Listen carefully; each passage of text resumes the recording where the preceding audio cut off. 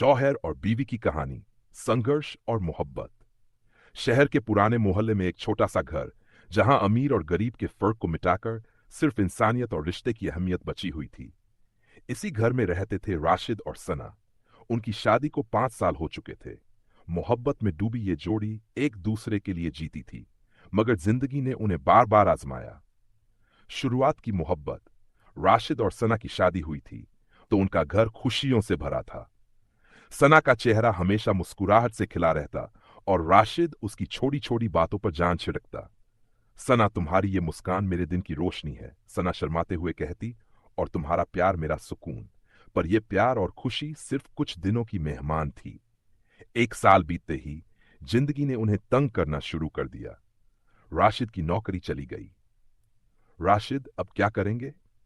घर कैसे चलेगा? सना की आवाज में चिंता साफ झलक रही थी।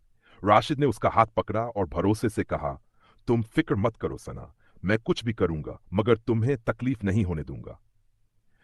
राशिद ने छिमोटी नौकरी खोजनी शुरू की। वो सुबह से शाम तक भटकता मगर कहीं काम नहीं मिलता। एक दिन राशिद खाली हाथ घर लौटा। उसकी आंखों में नाकामी का दर्द था। तुम परेशान मत हो राशिद, जो होगा मिलकर झेल लेंगे, अल्लाह हमारे साथ है, सना ने उसे गले लगाते हुए कहा। सना का बलिदान। घर में राशन खत्म होने लगा। सना ने चुपचाप अपनी शादी के जेवर बेच दिए। जब राशिद को पता चला तो उसकी आंखों में आंसू आ गए।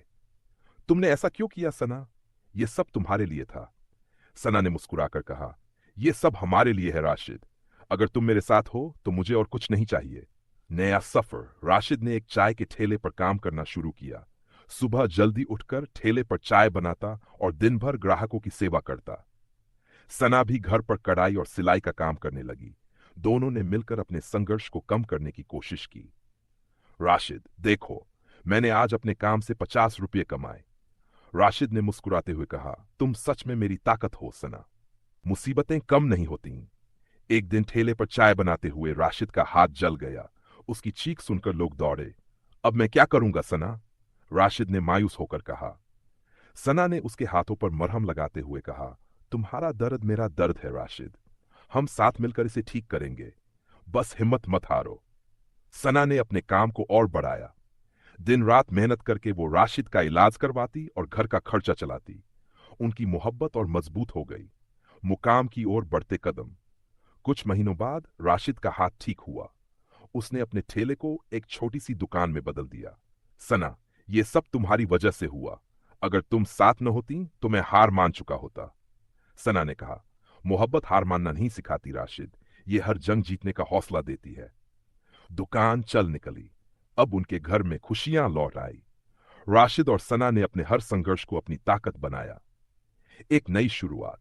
सालों बाद जब उनकी दुकान एक बड़ी चाय की दुकान बन गई तो राशिद ने सना से कहा, तुम्हारी मोहब्बत और सब्र ने हमें इस मुकाम तक पहुंचाया है, मैं तुम्हारा कर्जदार हूं।